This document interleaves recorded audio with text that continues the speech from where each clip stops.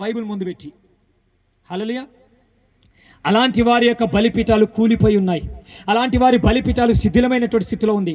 అలాంటి బలిపీఠాలు శిథిలమైన స్థితిలో ఉంటే, కూలిపోయిన స్థితిలో ఉంటే పరిశుద్ధాత్మ దేవుడు దిగడు, పరిశుద్ధాత్మ దేవుడు రాడు. నేటి క్రైస్తవ సమాజంలో, సంఘములో, మందిరాలలో పరిశుద్ధాత్మ దేవుని యొక్క అభిషేకం యొక్క తీవ్రత ఎందుకు ఉండట్లేదో తెలుసా? వారి ప్రార్థన అనేటువంటి బలిపీఠాలు కూలిపోయి ఉన్నాయి కాబట్టి, వారి వాక్యమైనటువంటి బలిపీఠాలు కూలిపోయి ఉన్నాయి కాబట్టి, ఏదో శుక్రవారం ఉపవాస కూడి కనుక, ఆదివారం ఆరాధన కనుక ఏదో వాక్యం చెప్పేద్దాంలే, ఏదో క్యాలెండర్లో కనబడే వాక్యం చూసేసి ఇదే వాక్యం చెప్పేద్దాం, ఏదో పాస్టర్ గారు ఎక్కడో చెప్పారు అదే వాక్యం విన్నాక అదే చెప్తాం. హల్లెలూయా, అదే విందాం, అదే సరిపోద్ది. అలా అనుకునేటువంటి వారి బలిపీఠాలు కూలిపోయి ఉన్నాయి. అలాంటి వారి బలిపీఠాలు శిథిలమైన స్థితిలో ఉన్నాయి. వారు దేవుడికి అంగీకారం అవ్వరు, దేవుడు వారిని అంగీకరించడు. హల్లెలూయా. దేవుడు గనుక అంగీకరించకపోతే వారు విరవబడిన వారు అనబడతారు. హల్లెలూయా, దేవునికి స్తోత్రం. ఏలియా గారు చేసిన మొదటి ప్రాముఖ్యమైన విషయం, బలిపీఠమును కట్టాడు. నీ బలిపీఠాన్ని నువ్వు కట్టుకుంటున్నావా? ఈ రాత్రి కాల సమయంలో దేవుని వాక్యము వింటున్నటువంటి ప్రియ సహోదరి, ప్రియ సహోదరుడా, ప్రార్థన చేసి ఎన్ని రోజులు అవుతుంది? ఎన్ని గంటలు నువ్వు ప్రార్థన చేస్తాను? అసలు ప్రార్థన చేస్తున్నావా లేదా? నువ్వు వాక్యం చదువుతున్నావా లేదా? చదువుతున్న వాక్యానికి అర్థమవుతుందా? ఆ వాక్యాన్ని ధ్యానం చేస్తున్నావా?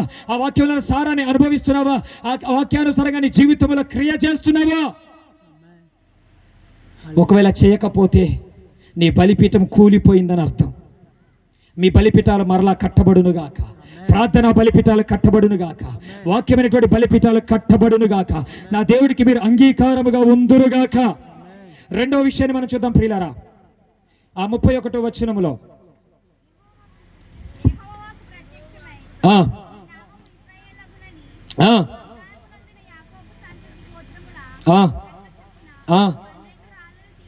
ఎన్ని రాళ్ళు తీసుకున్నాడు? మీ పక్కన వాళ్ళకి చెప్పండి 12 రాళ్ళని. మీ పక్కన వాళ్ళకి చెప్పండి 12 రాళ్ళని. 12 రాళ్ళు దేనికి సాదృశ్యమో తెలుసా? ఇశ్రాయేలు 12 గోత్రములకు, ఆ వంశములకు సాదృశ్యంగా, ఒక్కొక్క వంశానికి, ఒక్కొక్క గోత్రికుడికి సాదృశ్యంగా 12 రాళ్ళు తీసుకున్నాడు. ఎన్ని రాళ్ళు తీసుకున్నాడంట? 12 రాళ్ళు తీసుకొని చక్కగా ఒక రాయి మీద ఒకటి చక్కగా పేర్చి పెట్టాడంట. హల్లెలూయా. దాని అర్థం ఏంటో తెలుసా? దాని మర్మం ఏంటో తెలుసా ప్రియులారా? నిజంగా ఇప్పుడు 12 రాళ్ళు ఏట్లోంచి ఏరుకొచ్చి ఇంట్లో పెట్టుకోవాలా? ఇప్పుడు మేము కూడా ఏలియాలాగా బలిపీఠం కట్టి 12 మంచి నాపరాలు తీసుకొచ్చుకొని ఒకదాని మీద ఒకటి 12 రాళ్ళు పెట్టుకోవాలి. ఇప్పుడు పెట్టుకొని ప్రార్థన గదిలో ప్రతిరోజు ప్రార్థన చేయాలా? హల్లెలూయా. 12 రాళ్ళు అనేటువంటి దేనికి సాదృశ్యం అంటే ప్రియులారా? అపోస్తులకు సాదృశ్యము. 12 మంది ఆ యాకోబు యొక్క సంతతి 12 గోత్రాలకు సాదృశ్యం. ఒక్కొక్క గోత్రానికి సూచనగా ఒక్కొక్క రాయి. ఇక్కడ పరిశుద్ధ గ్రంథంలో కొత్త నిబంధనలో చూస్తే 12 అనేటువంటిది 12 మంది శిష్యులకు సాదృశ్యము. దాని అర్థం ఏంటంటే అపోస్తుల బోధ. మీ పక్కన వాళ్ళకి చెప్పండి అపోస్తుల బోధ అని. ఏ బోధ? మనుషుల బోధ, దయ్యముల బోధ. ఆ బోధ ఈ బోధ కాదు. పరిశుద్ధ గ్రంథంలో ఇంకో మాట చెప్పాడు, ఆయా బోధలను మీరు నమ్మకండి. పరిశుద్ధ గ్రంథంలో అలాగా ఉందా లేదా మీరు ఒకసారి పరీక్షించి పరిశోధించి అలాగ ఉంటే అలాగ నడుచుకోండి అని దేవుడు ముందుగానే పరిశుద్ధాత్మ దేవుడు పరిశుద్ధ గ్రంథంలో రాస్తే మనం దాన్ని చదవకుండా, దాన్ని అర్థం చేయకుండా, ఎవరో ఏదో చెప్పారని చెప్పి గుడ్డిగా దాన్ని పట్టుకొని వెళ్ళిపోతా ఉన్నాం. హల్లెలూయా, దేవునికి స్తోత్రం. నా మాటలు ఈ పూట చాలా కఠినంగా ఉంటాయి, కానీ అంగీకరించండి, ఆశీర్వదించబడతారు, ఆశీర్వదించబడుదురుగాక. రెండవ విషయం ఏంటో తెలుసా ప్రియులారా?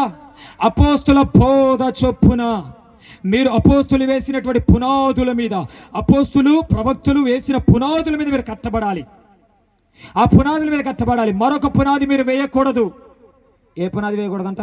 ఇప్పుడు ఉదాహరణకి సురేష్ గారు ఇక్కడ స్టేజ్ కట్టారు. ఈ స్టేజ్ మీద ఇప్పుడు నిలబడి ప్రసంగం చేయాలి. ఇంకొక ఆయన వచ్చి పక్కన స్టేజ్ వేసాడు అనుకోండి, ఇప్పుడు నేను ఏ స్టేజ్ మీద నిలబడాలి? ఏ స్టేజ్ మీద నిలబడి ప్రసంగం చేయాలి? ఇప్పుడు మీరు ఇల్లు కట్టుకోవడానికి ఒక బేస్మెంట్ వేసుకున్నారు పిల్లర్లు వేసి, ఆ పక్కన ఊరికేనే గోడలు కట్టి ఇల్లు కడితే ఆ ఇల్లు నిలబడుతుందా? బేస్మెంట్ పిల్లర్ వేసి ఏం సుఖం? హల్లెలూయా, దేవునికి స్తోత్రం. ప్రియులారా, దైవ జనాంగమా, దే బోధలో మీరు నడిపించబడతా ఉన్నారు. మనుష్యుల బోధ ఉంది, దయ్యముల బోధ ఉంది, దేవుని బోధ ఉంది. ఏ బోధ చొప్పున నడుచుకుంటా ఉన్నారు? పరిశుద్ధాత్మ దేవుడు తన శిష్యులైనటువంటి అపోస్తులతో మాట్లాడుతున్న మాట అపోస్తుల బోధ చొప్పున. అసలు అపోస్తుల బోధ ఏంటి? అపోస్తుల కార్య గ్రంథం చూద్దాం అపోస్తుల బోధ ఏంటో. అపోస్తుల కార్యగ్రంథం 2వ అధ్యాయం 38 నుంచి 40 వచనాల వరకు మనం చూసినట్లయితే ప్రియులారా, అపోస్తుల బోధ ఏంటి అని అంటే మారు మనస్సు. ఏంటండి మారు మనస్సు? మారు మనస్సు అంటే నీవు లోక సంబంధమైనటువంటి శరీర సంబంధమైన వాటి మీద నీ మనస్సు ఉందేమో, ఆ శరీర సంబంధమైన వాటి మీద నీ మనస్సును దేవుడి తట్టు తిప్పుకోవడమే మారు మనస్సు. మారు మనసు అంటే ఏంటి? నువ్వు దేనైతే బాగా ఇష్టపడతా ఉన్నావో, దేనైతే బాగా ఆలోచిస్తూ ఉన్నావో, కోరుకుంటా ఉన్నావో, మనస్సు ఉందో ఆ మనస్సును దేవుడి వైపు త్రిప్పుకోవడమే మారు మనస్సు. హల్లెలూయా, దేవునికి స్తోత్రం. అపోస్తుల బోధ చొప్పున నడుచుకోవాలి. ఏంటి అపోస్తుల బోధ అంటే మారు మనస్సు. అపోస్తుల కార్యగ్రంథం 2వ అధ్యాయం 38వ వచనం నుంచి 40వ వచనం వరకు మనం చూసినట్లయితే ప్రియులారా, అక్కడ మొదటి మాట చూస్తే మారు మనస్సు. పేతురు చెప్తాడు, మీరు మారు మనస్సు. మీ పక్కన వాళ్ళకి చెప్పండి మారు మనస్సు అని. దేని నుంచి? సినిమాల నుంచి, సీరియల్ నుంచి, కొండంగి మాటల నుంచి, బూతు మాటల నుంచి, లోక సంబంధమైన ప్రతి వాటి నుంచి ఏదైతే నువ్వు ఇష్టపడుతున్నావో, దేవుడి కంటే, దేవుడి వాక్యం కంటే, దేవుడి సన్నిధి కంటే, దాని నుంచి నీ మనసును ఏ వైపు తిప్పుకోవాలి ప్రియులారా? భక్తులారా, దేని వైపు తిప్పుకోవాలంట? దేవుడి వైపు తిప్పుకోవడం మారు మనస్సు. ఆ మారు మనసు మీకు పరిపూర్ణంగా ఉండునుగాక. 2వ మాట పాప క్షమాపణ. మనము జన్మతః పాపులము, కర్మతః పాపులము. మన తల్లి మనల్ని గర్భమందు పాపము ద్వారా మోసి కన్నదని పరిశుద్ధ గ్రంథం తెలియచేస్తా ఉంది ప్రియులారా. దావీదే మాట్లాడుతూ ఉన్నాడు, నేను నా తల్లి గర్భమందు పాపమందు జన్మించి ఉన్నాను, నా తల్లి నన్ను పాపమందు కన్నది, నేను జన్మతః పాపినే, కర్మతః పాపినే అని దావీదు భక్తుడు మాట్లాడుతూ ఉన్నాడు ప్రియులారా. పాప క్షమాపణ. ఏ క్షమాపణ? పాప క్షమాపణ. కళ్ళతో చేసిన పాపాలు, నోటితో, ముక్కుతో, చెవులతో, గుండెతో, చేతులతో, కాళ్ళతో, శరీర అవయవాలతో, ఊహలతో, తలంపులతో, ఆలోచనలతో, మనస్సుతో చేసిన ప్రతి పాపము పరిశుద్ధుడైనటువంటి దేవుడి పాదముల దగ్గర ఒప్పుకొని వాటిని విడిచిపెట్టి దానికి క్షమాపణ పొందడమే పాప క్షమాపణ. హల్లెలూయా. 3వది నీటి మూలంగా బాప్తీసము. తండ్రి యొక్కయు, కుమారుడియు, పరిశుద్ధాత్మ దేవుని యొక్క త్రియేక నామమైన యేసు నామమందు బాప్తీసం. అంటే తల నుంచి అరికాల వరకు నీళ్ళలో మునిగి లేవాలి. నో, సగం సగం నో. హల్లెలూయా. ఏన్నో? యేసుక్రీస్తు వారు నిలువున మునిగి లేచాడా? మామూలుగా నేను దేవుని కుమారుని కాబట్టి నా మీద ఇలా ఇలా చల్లినా సరిపోద్ది అన్నాడా? హల్లెలూయా. మత్తయి సువార్తలో మీరు చూశారు కదా, 3వ అధ్యాయంలో లాస్ట్ వచనంలో ఉంటుంది కదా, ఆయన బాప్తీసం తీసుకున్నాడంట. ఎలా? నీలో అలా మునిగి అలా లేచాడంట. హల్లెలూయా. బాప్తీసము పాత రోత బ్రతుకును క్రీస్తులో సమాధి చేసి క్రీస్తులో నూతన జన్మ, నూతనంగా పుట్టడము బాప్తీసము. హల్లెలూయా. మొదటిది మారు మనస్సు, 2వది పాప క్షమాపణ, 3వది బాప్తీసము. హల్లెలూయా. అపోస్తుల బోధ అంటే ఏంటి ప్రియులారా? అపోస్తుల బోధ అంటే ఏంటి? మారు మనసు, పాప క్షమాపణ, నీటి మూలంగా బాప్తీసం తీసుకోవడం. ఇంకొంచెం కిందికి ప్రయాణం చేస్తే మూర్ఖులైనటువంటి ఈ తరము వారికి వేరుగా రక్షణ పొందడం. మూర్ఖులు అంటే ఎవరంటే తెలుసా? ఎంత చెప్పినా విననటువంటి వాడు మూర్ఖుడు. వాడికి ఆల్రెడీ తెలుసు సత్యం, అయినా సరే అసత్యంలో బతుకుతాడు. చూసావా? వాడే మూర్ఖుడు. ఎవడు మూర్ఖుడు? సత్యం తెలిసి కూడా అసత్యంలో బతికేవాడే మూర్ఖుడు. ఇలా చేస్తే నీకు దెబ్బ తగిలిద్ది, ఇలా చేస్తే నీకు కష్టం, గొయ్యి ఉంది ముందు, నువ్వు దాటి వెళ్తే ప్రాబ్లం లేదు, ఆ గోతిలో పడితే నీ కాళ్ళు ఇరుగుతాయని తెలుసు కూడా అలానే వెళ్ళి కాళ్ళు ఇరగొట్టుకున్నవాడు ఉంటాడు. చూసావా? ఎంత చెప్పినా వినటువంటి వాడు మూర్ఖుడు. అలాంటి మూర్ఖులైనటువంటి వారు నీ రక్త సంబంధంలో ఉన్నా, నీ బంధుమిత్రుల్లో ఉన్నా, నీ ఇరుగు పొరుగుల్లో ఉన్నా, నీ స్నేహితుల్లో ఉన్నా, వారికి నువ్వు ఎలా ఉండాలంట? దూరంగా ఉండాలంట. మా అక్కేనండి, మా అన్నయ్యనండి, మా తమ్ముడేనండి, నా తోబుట్టు అండి, నా చెయ్యి నా కాలు విడిచినటువంటి మా తాత, మా అమ్మ, మా బావ, మా అక్క లేదండి. హల్లెలూయా. వారితో నువ్వు ఉన్నావనుకోండి. హల్లెలూయా. హల్లెలూయా. హల్లెలూయా. దేవునికి స్తోత్రం. మూర్ఖులైనటువంటి ఈ తరం వారితో వేరుగా ఉండాలి. ఎందుకో తెలుసా? ఆ మూర్ఖులు నీ యొక్క భక్తి జీవితాన్ని పాడు చేస్తారు, నీ రక్షణ జీవితాన్ని పాడు చేస్తారు, నీ విశ్వాస జీవితాన్ని పాడు చేస్తారు. హల్లెలూయా.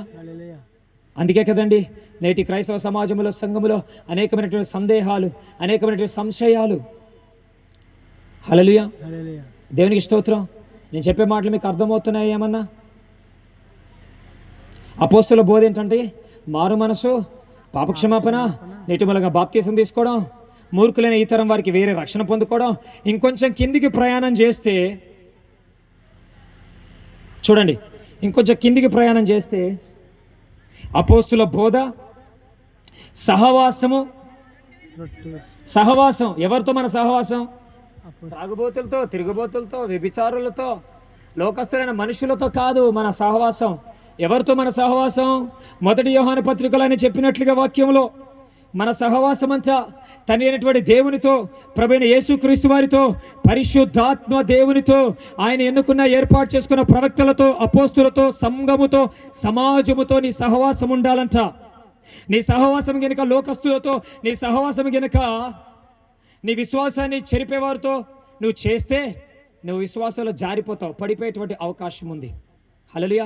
ఎందుకంటే యెషయా ప్రవక్త చాలా గొప్ప ప్రవక్త, మంచి ప్రవక్త. ఆ యెషయా ప్రవక్త అంట చక్కగా వీధిలో కూర్చొని ఉన్నాడంట. తన స్నేహితులు ప్రయాణం చేస్తూ వెళ్తూ ఉన్నారంట. నా స్నేహితులే కదా వెళ్తూ ఉన్నారని చెప్పి కొంత సమయం కొంత దూరం వారితో ప్రయాణం చేశాడంట.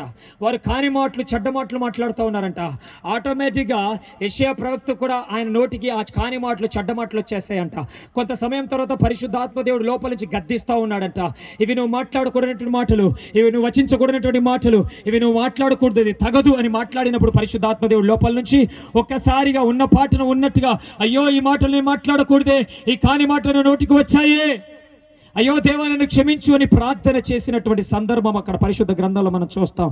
అప్పుడు దేవుడు ఆకాశం నుంచి ఒక నిప్పుతునక తీసుకొచ్చి అతని పెదవులకు అంటించి, నువ్వు ఇప్పటి నుంచి పరిశుద్ధులుగా ఉన్నావు కనుక నీవు దూరముగా ఉండు, ప్రత్యేకంగా ఉండు అని దేవుడు చెప్పినట్లుగా వాక్యం సెలవిస్తూ ఉంది అక్కడ. ప్రియులారా, హల్లెలూయా, దేవునికి స్తోత్రం.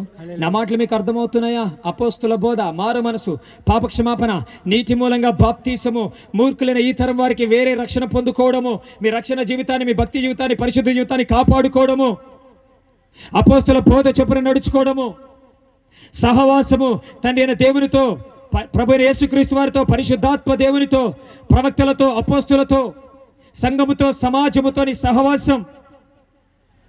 రొట్టె విరుచుట, ఏమి రావడం?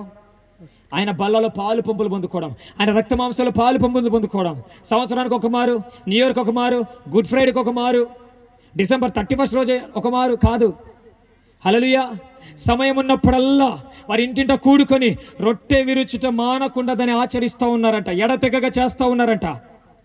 ఇంకొక మాట నాకు ఇష్టమైంది కింద అక్కడే, ఎడతెగగా ప్రార్థన చేస్తూ ఉన్నారు.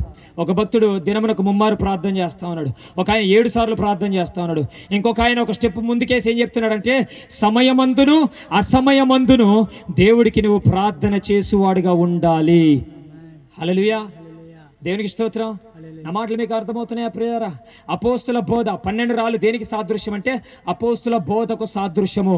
నీవు నీ సంఘము దేని మీద కట్టబడాలి అని అంటే అపోస్తుల బోధలో నడవాలి, అపోస్తుల బోధ చొప్పున నడుచుకోవాలి, అపోస్తుల బోధ చొప్పున నువ్వు పునాది వేసుకొని నడుచుకోవాలి. అలా నడుచుకుందువు గాక. 3వ విషయం, త్వరగా మనం ప్రయాణం చేద్దాం ప్రియులారా. మొదటి రాజుల గ్రంథం 18వ అధ్యాయం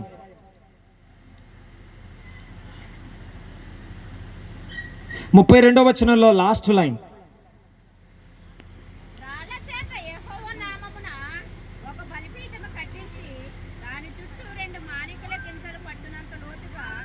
లోతు అనండి. 3వ ప్రాముఖ్యమైన విషయం ఏంటో తెలుసా? లోతు. లోతు అంటే అబ్రహాం అన్న కొడుకు లోతు కాదు, కానీ లోతు అంటే కిందికి. ఇలా చెప్పండి, నా వైపు చూడండి అందరూ. కిందికేనండి, లోపలికేనండి. లోతు అంటే లోపలికి, కిందికి. లోతుగా వాక్యం చదవాలి. ఎలా చదవాలి వాక్యం? లోతుగా వాక్యం చదవాలి.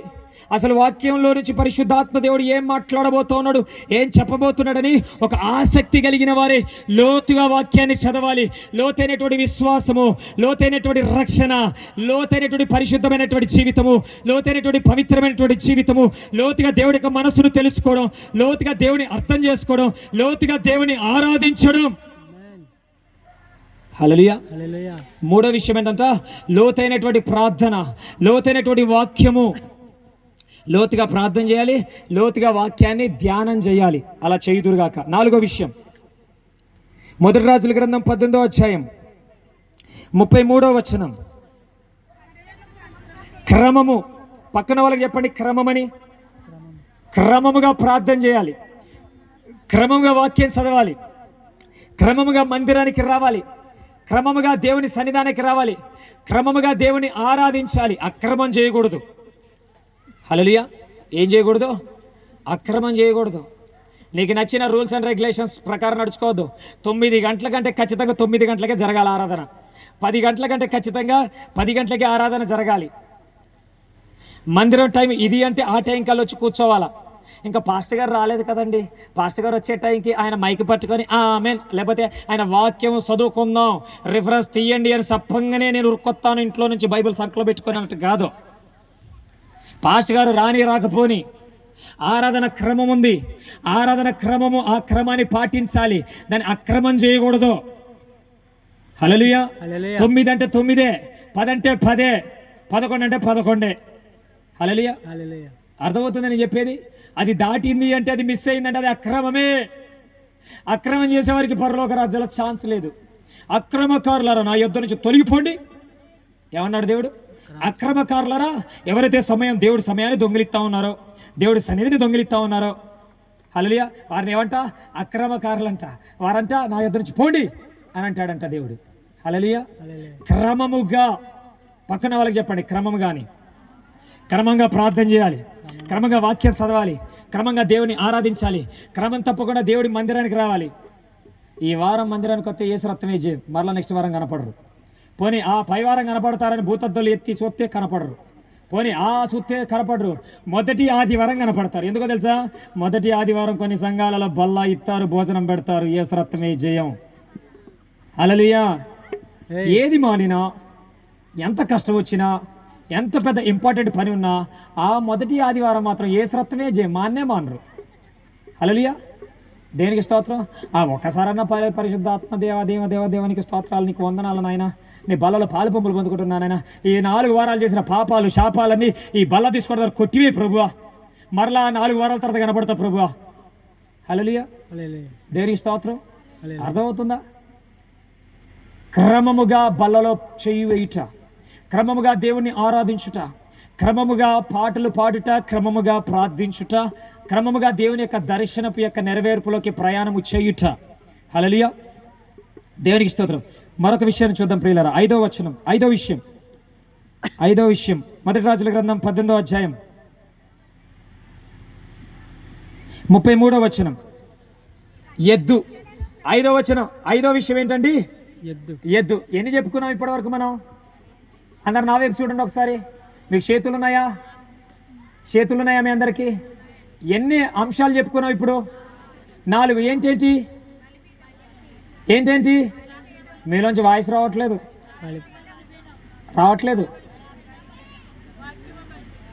వినలేదా? వినపడలేదా? విన్నా మర్చిపోయారా? ఇక్కడ ఉన్నారా? హల్లెలూయా. మొదటి విషయం. రెండో విషయం. మొదటి విషయం బలిపీఠం. రెండో విషయం 12 రాళ్ళు, అపోస్తల బోధ. మూడో విషయం క్రమము, లోతైన వాక్యం, లోతైన ప్రార్థన. 4 క్రమముగా ప్రార్థన, క్రమంగా వాక్యం చదవడం, క్రమంగా ఆరాధన చేయడం, క్రమంగా మందిరం. 5వది ఎద్దు అనండి. ఏలుందా? ఏలు చూపించండి అందరూ. ఏలు ఇలా చూపించండి. ఎద్దు అంటే నా వైపు చూపెట్టకండి. ఎద్దు అనండి.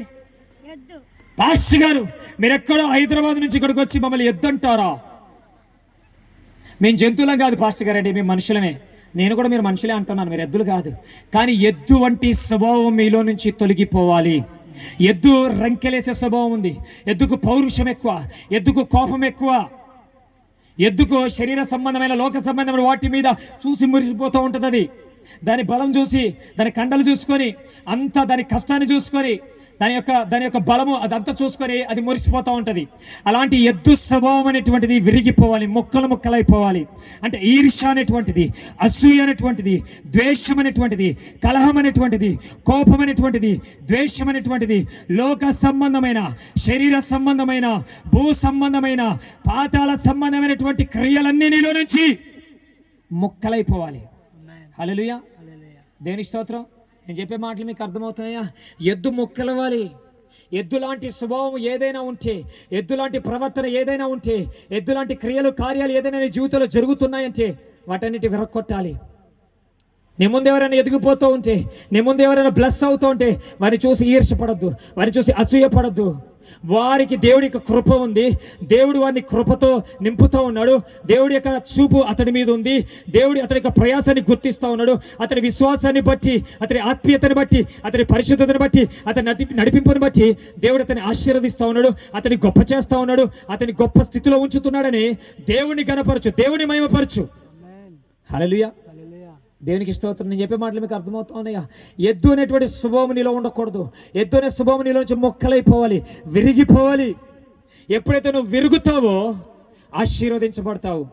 5 రొట్టెలు 2 చేపలు విరిస్తే 5,000 మందికి పంచారా? విరవకుండా పంచారా? 7 రొట్టెలు కొన్ని చిన్న చేపలు విరిస్తే పంచారా? విరవకుండా పంచారా? హల్లెలూయా, హల్లెలూయా. నువ్వు క్రీస్తు కొరకు మొక్కలైతే, నీలో ఉన్నటువంటి శరీర సంబంధమైన లోక సంబంధమైన మొక్కలైపోతే, అవి నీలోంచి బయటికి వెళ్ళిపోతేనే నువ్వు అనేకులకు ఆశీర్వాదకరంగా ఉంటావు, అనేకులకు ఆశీర్వాదకరంగా నువ్వు ఉందువుగాక. 6వ విషయం, మొదటి రాజుల గ్రంథం 33వ వచనంలో, ఎద్దు తొనకలుగా కోసి ఆ కట్టెల మీద ఉంచి జనులు చూచుచుండగా 4 తొట్ల నీళ్లు నింపి దహన బలి పశుమాంసం మీదను కట్టెల మీదను పోయుడని చెప్పను. అదైన తర్వాత 2వ మారు 3వ మారు. ప్రియులారా, నా వైపు చూడండి. నేను ముగించడానికి ఇష్టపడతా ఉన్నాను. అందరు నా వైపు చూడండి. మన ముగింపులోకి వచ్చి ఉన్నాం. 6వ విషయం, ముమ్మారు నీరు పోసినట్లుగా ఉంది. నీరు 2 విషయాలకు సాదృశ్యంగా ఉంది. 1 నీరు వాక్యానికి సాదృశ్యం, 2 పరిశుద్ధాత్మకు సాదృశ్యం. హల్లెలూయా. అంటే దినమునకు ముమ్మారు నువ్వు ఏం చేయాలి తెలుసా? వాక్యముతోని ప్రతి అవయవాన్ని కడుక్కోవాలి. ఎఫెసీ పత్రిక 5వ అధ్యాయంలో చెప్పినట్లుగా వాక్యం అనేటువంటి ఉదకముతో నువ్వు స్నానం చేయాలి. వాక్యమైన ఉదకముతో నువ్వు కడుక్కోవాలి. నువ్వు ఎంత మంచి సోపుతో, ఎంత కాస్ట్లీ సోపుతో కడుక్కున్నా సాయంత్రం మరలా వచ్చేసరికి నువ్వు ఏం చేస్తావు? దుమ్ము ధూళి పట్టిందని చెప్పి మరలా చక్కగా కడుక్కుంటావు. స్నానం చేస్తావా లేదా? హల్లెలూయా. పొద్దున్న చేశానుగా పాస్టర్ గారండి, మళ్ళీ సాయంత్రం చేయాలా? పాస్టర్ గారండి ఈరోజు చేశానుగా, రేపు చేయబోతే ఏమవుద్ది? మురికంతా పేరుకుపోద్ది. మురికే మహాబలం అన్నట్టుగా కాక, హల్లెలూయా, ఏందండి? మురికే మహాబలం, మురికొండడం వల్ల నేను బలం పొందుకుంటాను, శక్తి పొందుకుంటానని కాక, మురికిని ఎప్పుడప్పుడు కడుక్కుంటే నువ్వు పరిశుద్ధంగా పవిత్రంగా ఉంటావు, జబ్బుల బారిన పడకుండా ఉంటావు. పాపం అనేటువంటిది నువ్వు కడుక్కున్నప్పుడు వాక్యముతో దినమునకు ముమ్మారు నీ దేహమును, నీ అవయవాలను కడుక్కున్నప్పుడు నీ అవయవములు పాపములో పడిపోకుండా వాక్యం అనేది నీ అవయవములను ప్రొటెక్ట్ చేస్తుంది. అందుకే దావీదు మహారాజు అంటాడు, ఆయన నా కన్నుల మధ్యలో దేవుని యొక్క వాక్యాన్ని పెట్టుకున్నాను, బాసికగా కట్టుకున్నాను అంటాడు. నా చేతులకు కంకణంగా కట్టుకున్నాను అంటాడు. నా కంఠాభూషణంగా ధరించి ఉన్నాను అంటాడు. నా ముందు వాక్యమనే వెలుగులో, ఆ త్రోవలో నేను నడుస్తూ ఉన్నాను అని మాట్లాడుతూ ఉంటాడు దావీదు గారు. హల్లెలూయా. వాక్యంతో ఏం చేయాలంట? నీ ప్రతి అవయవను కడుక్కోవాలి. ఇంకొక మాట ముందుకేసి నేనేం చెప్తానంటే, నీ దేహములో తల మీద నుంచి అరికాల వరకు నీ ప్రతి అవయవము వాక్యానికి తగినట్లుగా ఉండాలి. ఎలా ఉండాలి? వాక్యానికి తగినట్లుగా నీ దేహం ఉండాలి. వాక్యమే నీ దేహములో ఉండాలి. నిన్ను చూసినప్పుడు వాక్యము కనపడాలి. హల్లెలూయా. వాక్యములోకి నువ్వు మార్చబడాలి. వాక్యములో ఏదైతే ఉందో అది నీ దేహంలో, నీ అవయవములో ఉండాలి. అంటే నువ్వు వాక్యము కిందికి వెళ్ళిపోవాలి. వాక్యము నీ మీద క్రియ చేయాలి. వాక్యమే నిన్ను నడిపించాలి. నువ్వు వాక్యపు స్వాధీనంలోకి వెళ్ళాలి. కూర్చున్నా, నిలబడ్డా, మాట్లాడి ఏది చేసినా వాక్యము వాక్యము వాక్యము. 2వది పరిశుద్ధాత్మకు సాదృశ్యము. అంటే పరిశుద్ధాత్మ దేవునికి అభిషేకము నడినెత్తు నుంచి అరికాలు వరకు నువ్వు నింపబడాలి. హెచ్కేల్ గ్రంథంలో ఒక మాట అంటాడు, అయ్యా అరిపాదముల వరకు కాదయ్యా, అయ్యా మోకాల వరకు కాదయ్యా, నడుముల వరకు కాదయ్యా, ఛాతి వరకు కాదయ్యా, నా నిలువెల్లా నీ ఆత్మాభిషేకము నాకు కావాలయ్యా, నీ ఆత్మతో నన్ను నింపయ్యా అని హెచ్కేల్ భక్తుడు మాట్లాడుతూ ఉంటాడు. ప్రియులారా, అక్కడ హల్లెలూయా. 2వ విషయం ఏంటంటే, పరిశుద్ధాత్మ దేవుని యొక్క స్వాధీనంలోకి నువ్వు వెళ్ళిపోవాలి. పరిశుద్ధాత్మ దేవుడు ఎలా అయితే చెప్తాడో అలా నీ అవయవాలు చేయడానికి ఇష్టపడాలి. పరిశుద్ధాత్మ కిందను ఉండాలి. కనపడడానికి మనుషులకు నువ్వే, కానీ నీలో పరిశుద్ధాత్మ దేవునికి క్రియలు జరగాలి. పరిశుద్ధాత్మ దేవుడు ఏదైతే చెప్తాడో నీ అవయవాల్లో అదే జరగాలి, అదే జరిగించాలి. హల్లెలూయా. దేవునికి స్తోత్రం. ఇప్పుడు ఎన్నన్నాయి? 6 విషయాలయ్యాయి. నాకు ఇష్టమైంది 7వ విషయం, సంపూర్ణ సంఖ్య. అదే మొదటి రాజుల గ్రంథం 18వ అధ్యాయంలో ఇలా చేసి ఏం చేశాడో తెలుసా? ఒక చిన్న ప్రార్థన చేశాడు. ఏమని చేశాడు తెలుసా? అబ్రహాము, ఇస్సాకు, యాకోబుల దేవా, ఏలియా దేవా, కాలేబు దేవా. చదవండి.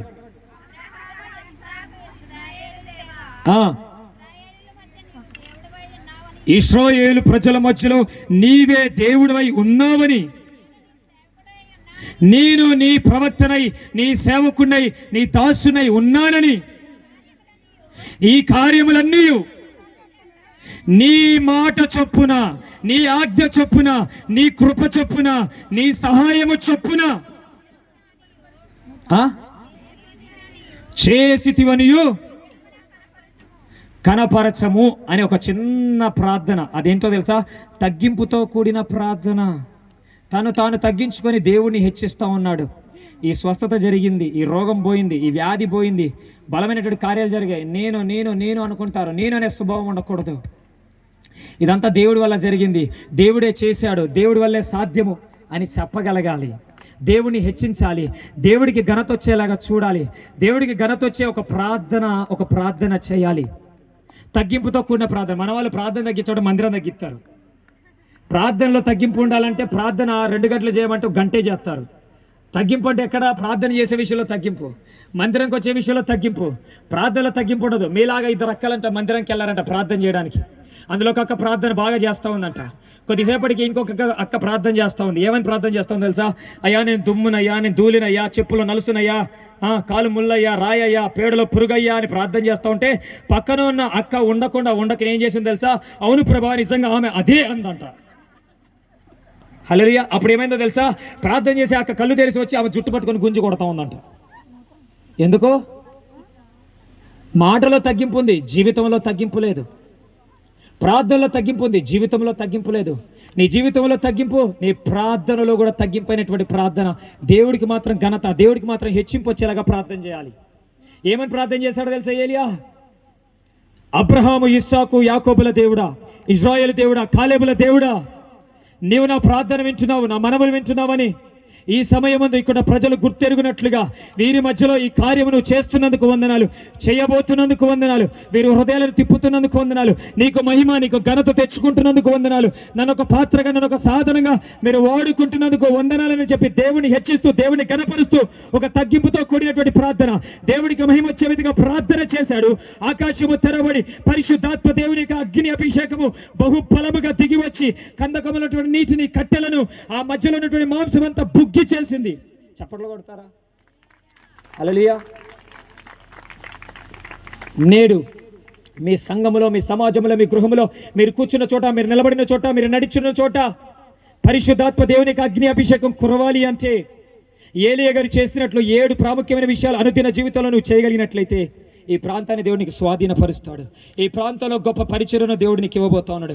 I prophesy, I declare in the mighty name of Jesus, my God will establish you in this area. దేవుడు ఒక బలమైనటువంటి పరిచర్యను ఇవ్వబోతా ఉన్నాడు, ఒక హీలింగ్ పరిచర్యను ఇవ్వబోతా ఉన్నాడు, ఒక డెలివరెన్స్ పరిచర్యను ఇవ్వబోతా ఉన్నాడు, ఒక ఏంజలిక్ మినిస్ట్రీని ఇవ్వబోతా ఉన్నాడు. దాని ద్వారా గొప్ప ఉజ్జీవం రాబోతోంది. నీ పరిచర్య ద్వారా ఈ చుట్టుపక్కల ప్రాంతము, ఈ ప్రాంతంలో గొప్ప ఉజ్జీవాన్ని దేవుడు రగిలించబోతా ఉన్నాడు. ఉజ్జీవం మండబోతా ఉంది.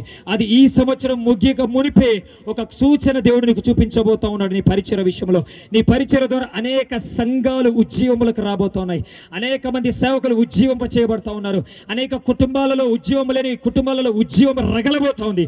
పరిశుద్ధాత్మ దేవుని కార్యాలు, పరిశుద్ధాత్మ దేవునికి అభిషేకం లేనటువంటి కుటుంబాలు, గృహాలు, మనుషులు, వ్యక్తులు పరిశుద్ధాత్మ నీ ద్వారా తెలుసుకొని పోతా ఉన్నారు. అద్భుత, ఆశ్చర్య, సూచక్రియ, స్వస్థత కార్యాలు ఎంతో నీ ద్వారా గుర్తెరగబోతా ఉన్నారని దేవుడు చెప్తా ఉన్నాడు. హల్లెలూయా. దేవునికి స్తోత్రం. మా సురేషే కదా, మా మధ్యలో నుంచి వచ్చాడు కదా, అంత సీన్ ఉందా అంటారా? హల్లెలూయా. మాకు సీన్ లేదు కానీ దేవుడికి ఉంది. హల్లెలూయా. మేము ప్రకటిస్తున్నటువంటి దేవుడు జీవము కలిగిన దేవుడు, మేము ప్రకటిస్తున్న దేవుడు సజీవుడైన దేవుడు, మేము ప్రకటిస్తున్నటువంటి అంటే దేవుడు అద్భుతాలు, ఆశ్చర్యకారాలు, సూచక్రియలు, మహత్కార్యాలు చేయగలిగినటువంటి దేవుడు.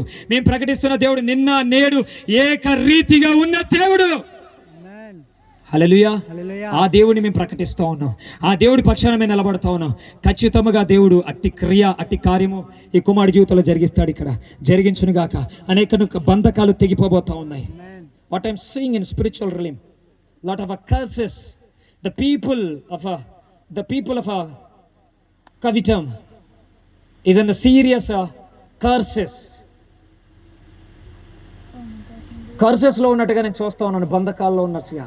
ఆ ప్రతి బంధకాలు తెగిపోతూ ఉన్నాయి, ఆ ప్రతి కట్లను దేవుడు తెంచివేయబోతూ ఉన్నాడు. హల్లెలూయా. గొప్ప ఉజ్జీవం అనేది మీ ప్రాంతానికి ప్రారంభమవుతూ ఉంది. గొప్ప ఉజ్జీవపు ప్రవక్తను, సేవకుని దేవుడు ఇక్కడి నుంచి లేవనెత్తబోతా ఉన్నాడు. దాని ద్వారా అనేకులు ఉద్యోగులకు రాబోతా ఉన్నారు. అనేక మంది ఉజ్జీవ ప్రవక్తలు, ఉజ్జీవ సేవకులు ఇక్కడి నుంచి వెడల్తారని దేవుడు చెప్తా ఉన్నాడు. హల్లెలూయా. దేవునికి స్తోత్రం. ఏలియా గారు 7 ఇలా చేసి ప్రార్థించగా పరిశుద్ధాత్మాభిషేకం దిగి వచ్చింది. ఈ మాటలు వింటున్నటువంటి నీవు కూడా నీ అనుదిన జీవితంలో ఏలియా గారు చేసినట్లుగా బలిపీఠం కట్టుకొని అపోస్తుల బోధ చెప్పు నడుచుకుంటూ లోతైనటువంటి వాక్యము, ప్రార్థన, క్రమమైనటువంటి ప్రార్థన, వాక్యము, క్రమముగా మందిరానికి వెళ్ళడం, క్రమంగా దేవుని ఆరాధించడం, ఎద్దైనటువంటి స్వభావం నీలోంచి ముక్కలైపోయి లోక శరీర సంబంధమైన పాపిష్ట సంబంధమైన విరక్కొట్టుకొని వాడికి దూరంగా బ్రతికినప్పుడు, ముమ్మారు వాక్యముతోని దేహమంతా అంటుకుంటున్నప్పుడు, ముమ్మారు వాక్యముతోని దేహంలోని ప్రతి అవయవాన్ని అభిషేకించుకుంటున్నప్పుడు, పరిశుద్ధాత్మతో అభిషేకించుకున్నప్పుడు, పరిశుద్ధాత్మ దేవుని యొక్క స్వాధీనంలోకి వెళ్ళి దేవుడికి మహిమ వచ్చే విధంగా, దేవుడి ఘనత వచ్చే విధంగా ప్రార్థించినట్లయితే నువ్వు కూర్చున్న చోట పరిశుద్ధాత్మ అభిషేకం దిగి వస్తుంది. నువ్వు నడిచిన చోట పరిశుద్ధాత్మ దేవునికి అభిషేకం దిగి వస్తుంది. నీవు ఉన్న సంఘములో పరిశుద్ధాత్మ దేవునికి అభిషేకం దిగి వస్తుంది. దిగి వచ్చిన అభిషేకము అక్కడే స్థిరస్థాయిగా నిలిచిపోద్ది, కానీ అక్కడి నుంచి వెళ్ళదు. అలాంటి కృప పరిశుద్ధాత్మ దేవుడు మీ అందరికీ అనుగ్రహించును గాక. మనందరం లేచి నిలబడదాం ప్రియులారా.